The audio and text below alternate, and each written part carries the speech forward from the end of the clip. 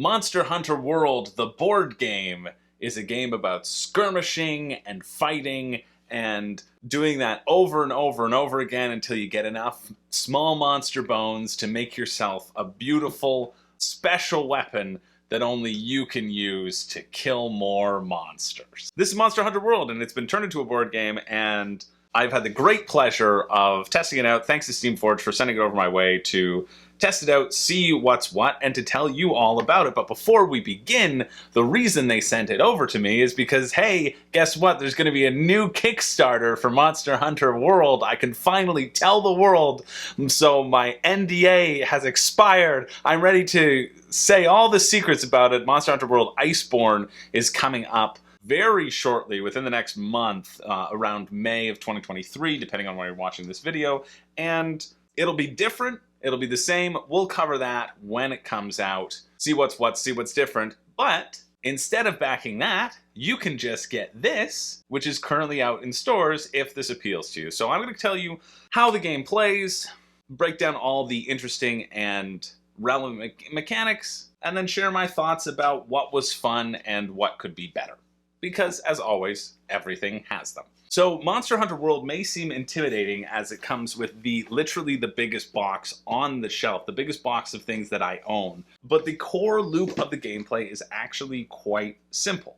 You can do one-off encounters with monsters, or you can go through a very sort of smaller campaign. I'm going to cover the basics of the campaign first, and then detail the little differences afterwards.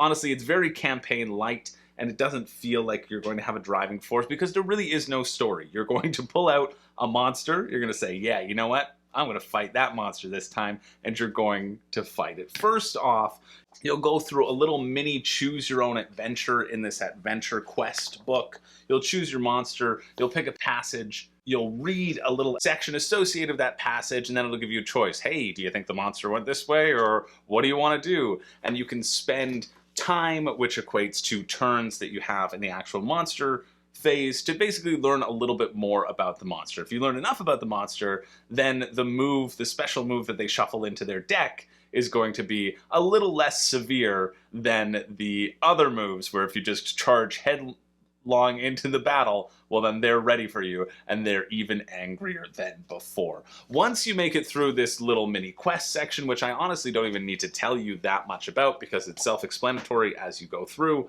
and also there's not much more to tell you than I just told you. You go through the story, you make a choice, it's fun, it's quick, you do it in like 10 minutes. A lovely start to your encounter. Then you face the main encounter. The main encounter will be in this core ancient forest set, one of 4 monsters. So technically one of 5 monsters, but one of 4 monster sculpts.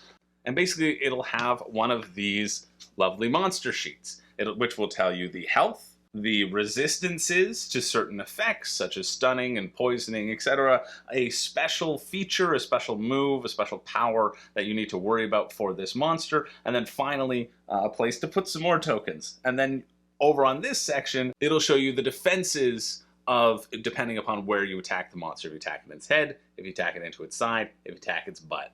They all have different defenses, and they all give you extra special stuff if you manage to break one of those sections as you play the game. Then it's very simple. The monster will take a turn, it'll flip over one of its monster cards, and you do what it says. Usually it says, hey, we're going to target either the closest person or the furthest person. Then it's either going to move and attack, or an attack and move.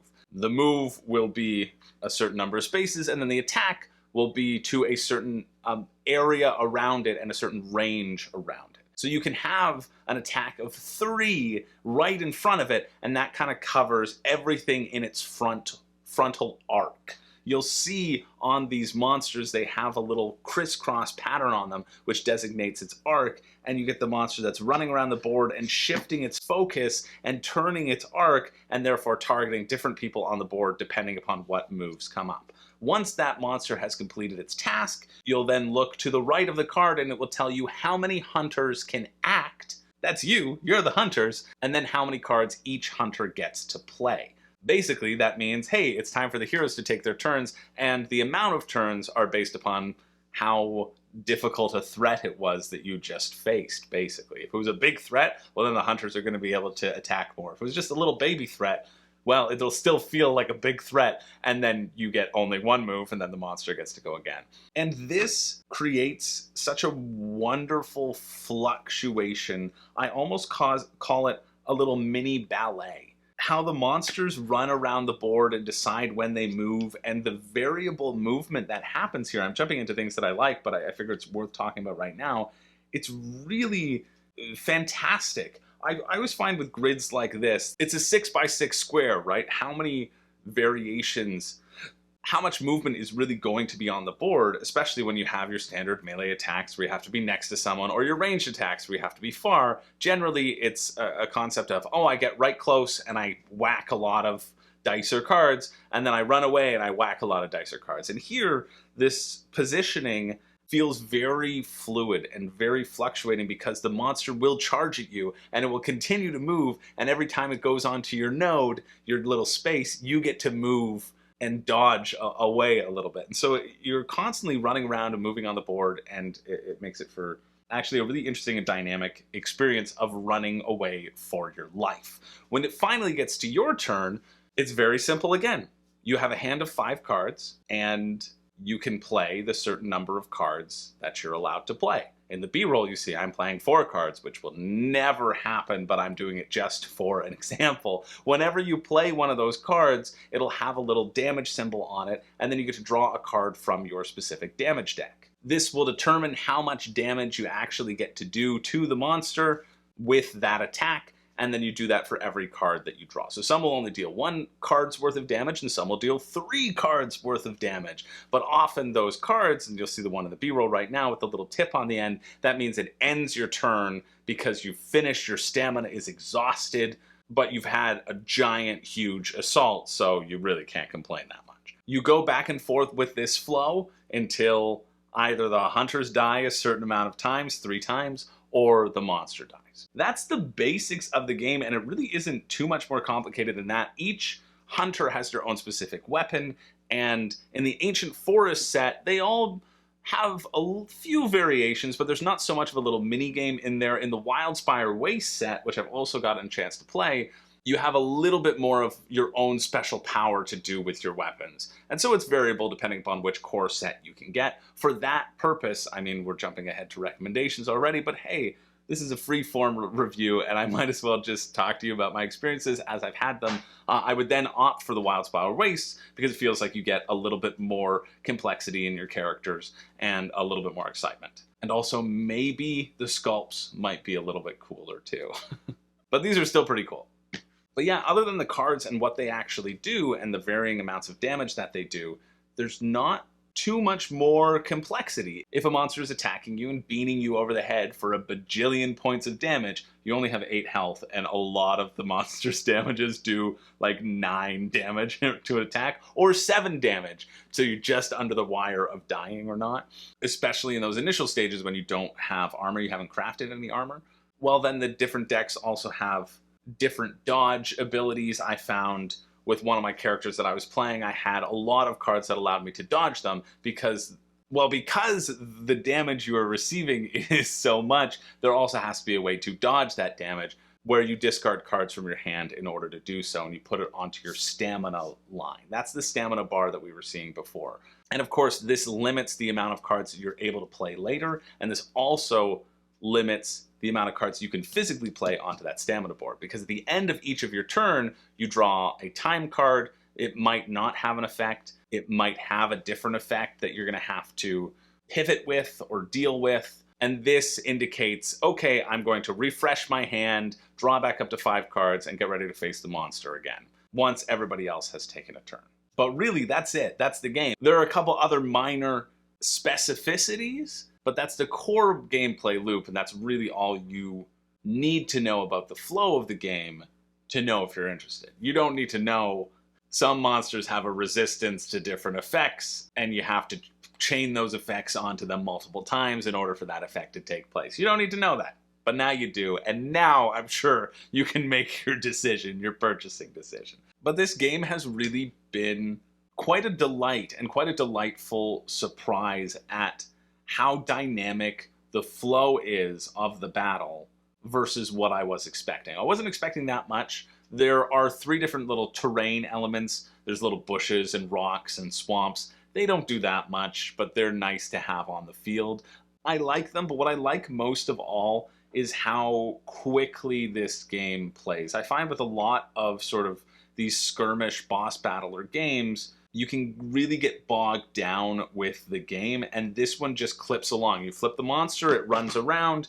The focusing on the new target felt really intuitive as well, and intuitive a way where the first game that I played, I think we got a couple rules wrong of the specifics, but it didn't matter because we were so enraptured with that ballet and that dance and that movement, and it felt cool to jump around and dodge and try to hit their side where they didn't have any armor and chain things together in that way. Sometimes the monsters targeting feels a little bit unfair because they have like a range of 3 in 3 arcs, and basically they're just gonna wallop everyone. But I think that's part of the charm of this game, is that, yeah, these monsters are scary, and if you get hit once or more than once, like, you're toast. Look at the size of these things comparatively. If this T-Rex wallops you in the head with its tail more than once, come on. You're not making it out of there alive. So the actual ease of play here and the free-form nature of the attacks feel really fun. I also really enjoyed that you can choose who activates depending upon who has yet to activate. So when you're playing with 2 players, it doesn't really matter. But I played with 3 and 4. I played 2, 3, and 4 at this game. And when you're playing with 4 players, sometimes the hunters get to take 1 activation, and then the monster goes, and then they get to take 2 activations, and then the monster goes, and then they get to take 3 activations. And so in that instance, 3 people have already gone, the 4th person must activate, so everybody gets an equal number of turns. That makes it feel fair, that adds to a little bit of the strategic depth, and that also makes sure that nobody's just left out when someone else is like, hey, I've got a really good move. Okay, go ahead. Oh, I've got the really good move again. Okay, you can go ahead. Oh, I've got the really good move. Give me the good move. I can do damage. Okay, go ahead, right? We've all encountered times where people have been excited and have played in that way. And there's a sort of forced equality that happens, which is great. But also because of the variability of the monsters and how they activate, it's really nice to run into those instances of, okay, this person was forced to activate, and now they could possibly activate again just because of how the flow has worked out. And making those decisions, I think, is not inconsequential. And that's what I like in my games, where you get to choose who activates, and it actually feels meaningful, and it feels like that's part of a meaningful decision, rather than just charging headlong in or being forced to follow a similar pattern. I really enjoyed that aspect of it. I also really enjoyed the campaign aspect of it. And I know that's a strange thing for me to say, because I've been currently drowning in campaign games, and I made a rule to myself that I can never purchase any additional campaign games. And yet, well, I'm not going to turn one down if it's sent my way. But it's because this campaign encourages you and scales you and gives you a reason to come back to the table and come back to face these characters over and over again and be excited about facing these characters. There's sort of a hierarchy of monsters in the core box. There's the clear monster that you're supposed to start with, and then the campaign says take 25 days. 25 days until you have to kill a level 4 monster. And the level 4 monsters are obviously this friggin' dragon. Well, once he's got his wings on him. This friggin' dragon. Obviously a level 4 compared to this giant iguana of a level 1. And so you have 25 days, basically 25 encounters before you have to encounter a level 4 monster and defeat them. And so that's 25 plays, essentially. 25 scenarios, 25 attempts of redoing things. But every time you defeat a monster, you also then get to roll some dice, depending upon the number of people, and you get stuff from them. And then from this stuff, you can then craft additional items. This is also part of the quest book that I really enjoy, is that as you go through the quest book, you can choose, hey, do I want to learn about the monster and make it a little bit more easy? Or do I want to spend like 3 turns and rummage through the dirt trying to find crafting material? The answer is pretty obvious. You want to rummage through the dirt and find crafting material. Because crafting is very exciting in this game, and again gives you that reason to return without putting a huge amount of pressure on remembering the story. You know, I could come back to this game after months and pull it out and say, okay, how is my character doing? Ah, my character has these weapons, and my character has this amount of crafting material left. Great, let's go fight this monster because I know they're going to drop the exact piece that I need in order to get that next set of armor, which will make me capable of taking on that level 4 journey. That's all the story element is. That's all the campaign element really is spending your time and gaining these little bits of crafting so that you can unlock the extra special gear down the line. Now, you don't have to play this as a campaign mode. At the back of the book, there are one-shot builds, recommended builds for every character from both core sets. You can take it whatever character you want. It'll tell you what armor you have, what weapon you have, and that will determine how you build your damage deck, what cards you swap in and out, giving you additional little powers for your bow. For example, I played the Great Archer and I just up-leveled my bow by building a better bow with a small monster bone, and now I have a poison shot in there, and I removed like a regular shot, and that's how you kind of level up your deck and scale it. You can absolutely do these one-shots if you want to just say, hey, who are we fighting today? Somebody pick a monster, draw one randomly, let's just do a random build. This is completely fine, but I also think it then makes the choose your own adventure part of the game a lot less interesting. I played the biggest, baddest dragon of them all that would completely dwarf this dragon. It was just bananas. It was Kushala Daora, and she was gigantic. She was throwing down tornadoes. She was literally this big. I'm not even joking. The size of that mini, you can't even call it a mini. It's monstrous, no pun intended. But because we did that sort of pre-built scenario, we were given just this random armor, and then in the random armor, we all had resistances to things that Kushala Daora wasn't doing. Said, yeah, great, I have this water resistance, and I can do lots of water damage. And you know what Kushala Daora is immune to? Water. And you know what damage she doesn't do? Water. And so the builds there felt a bit ridiculous because you don't ever you don't get that feeling of, haha, I've accomplished this thing, I've studied my prey, I know how to outfit myself, I've gotten the stuff that I need to get those resistances. You just get a bunch of resistances that don't help you basically at all. And so I found I've only done that one-shot campaign. I kind of did the beginning of the Ancient Forest, and then I did the beginning of the Wildspire Waste, and progressing from that and seeing how to develop the character from those. And then I just said, okay, I want to face the biggest, baddest monster out there. I did this down in Cleveland with the Steamforged folk, and West on Quackalo's channel. There should be a gameplay over there if you want to see that. But it actually felt very disappointing in terms of the pre-built scenario that was given, and I don't know if that's by design. I don't know if the reason for that is so you go, oh shoot, I didn't have the right resistances, I guess I better do the campaign and level it up. But it felt a little bit lackluster, and then also felt really, really lackluster because we started doing this quest book, and we were like, hey, let's make a decision. Should we pick up this crafting material? Should we pick up that crafting material? And I said, well, this is a one-shot, so all of that is nonsense, and I don't care. You know, it really takes a lot of the fun out of the little choose your own adventure section that leads you into your fight, and that is fun. That is a really good time. I know when Zach and I played our first game, we chose not to help the researcher who was screaming for dear life, and instead we took their bag and ran away. And we got ourselves an extra potion, but we lost ourselves a potential awesome one-time ability that would have been shuffled into the event deck, basically. And so doing those one-shot campaigns, honestly, I would even just skip the quest book. It doesn't matter. You're just playing it as a skirmish game, and you could probably bang it out in 60 minutes. That's another great thing about the game, is the time that it takes. I find with a box this size, usually you're signing up for a 3 to 4 hour experience, or maybe that's just me and I'm slow. But this I've been able to consistently bang out a session with reading and with some building in less than 2 hours, usually around that hour and a half mark. And so that's been pretty fun. In terms of components, I mean, you can check out the unboxing. Honestly, I don't want to talk about components too much, but they are exactly everything you'd want, I'd say. And the mini quality here is really just, it's off the charts.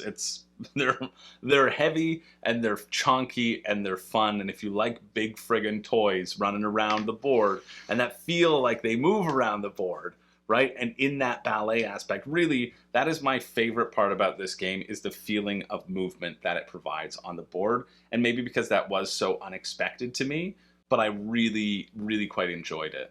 Of course, with these cool, gigantic minis, there also comes a larger price point. I honestly don't know what the price point's actually going to be. On the Kickstarter, looking back, it was like £51 for this base set, which it turned out to be like 85 Canadian. Likely that was cheaper than what it is now. So I'm not quite sure what you can get, how much this will be.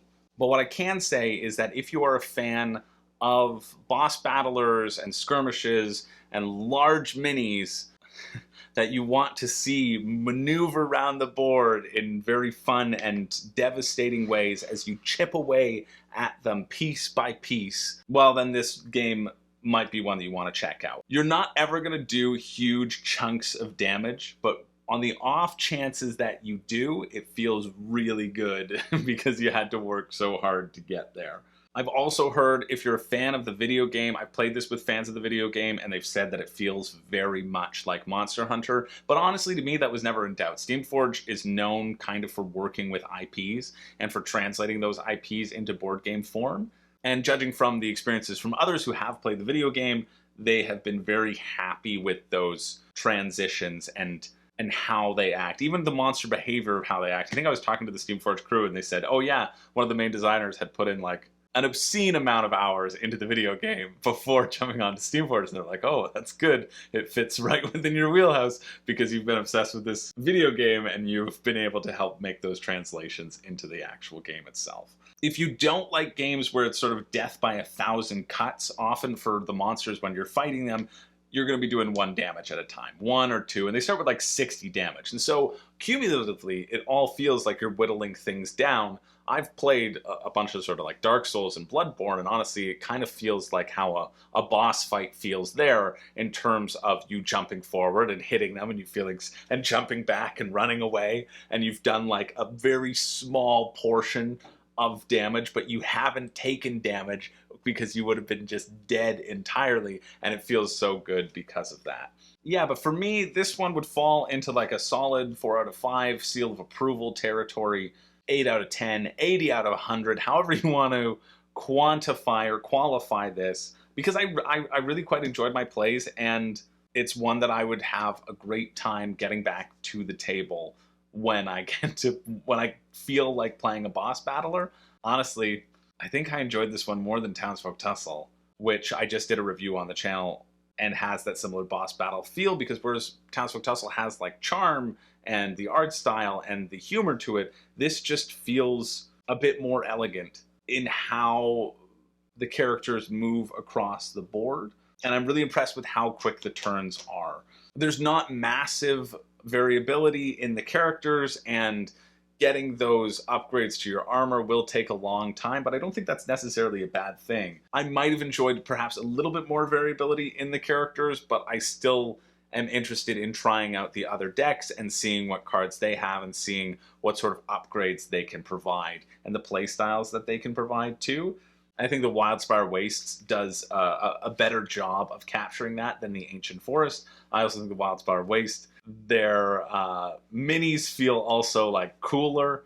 And so if you have the option of either core box, I'd probably go with that one. But for me, I have this Ancient Forest set. I'm completely happy with this Ancient Forest set. And I also would never want to get additional stuff for this system other than the Ancient Forest set, mainly because of the space, because I don't have the space in my apartment, and also because I feel the box gives you a lot to explore in its own right. You don't need that extra content. You don't need those extra minis to find that variability, because you have that variability through the different scenarios, through the different encounters that you're going to have, through the different abilities that you, and strengths that you have to encounter based upon the different versions of the character. And because the draw here really is that sort of small leveling up system of finding resources. If you're looking for a one-shot game, a skirmish game, well, I still really do like Too Many Bones, let's be real. But this has to the table presence for days compared to Too Many Bones' little map, and this gives you more maneuverability, again, like I talked about, rather than Too Many Bones' smaller grid. So there you go. Hopefully that was helpful in deciding if you are interested in Monster Hunter. And I personally am quite excited to check out Iceborne and see what the changes are, and am happy that Iceborne is going to be different. I've spoken to them and they said, listen, it's not intended to be cross-compatible. It's intended to be its own thing with this same DNA. And that personally gets me a lot more excited about it than if it was just going to be additional expansions to add to this set. Because again, for me, like, the core box is really all you need, unless you're a big mini painter or collector, in which case these minis are top notch, and, well, you do you. Anyway, hopefully that was helpful. Thank you so much for watching. If you're still here, hit the like and subscribe. I'd appreciate it. Once again, my name is Chris George, and yeah, you know what? I do not have a catchphrase. And that is embarrassing. But I do have 25 days of Monster Hunter to complete before I can take on the Azure Rathalos. It's not gonna focus. It's not gonna focus. It's gonna focus. Oh, quick side note, the storage system is good. I really like how they formatted the cards. They give you a nice little sheet where you can put everything back and keep things that you have for active campaigns. They don't have any token storage though, which is annoying and deserves to be called out. Otherwise, it's actually very usable, great insert, but the token storage is abysmal and stupid, and the little compartment that they have on the side for the tokens is garbage and needs to be fixed. But for me, I always just have a few of these containers on hand, which, you know, you're gonna wanna pick up, because rather than dumping all the tokens into a small little area and cramming some health dials on them, maybe this will give you a way to organize them better. And then you can always stick these on top of card decks because there's enough space. So it's all good, but just wanted to make sure to point that out as I'm packing things away. All right.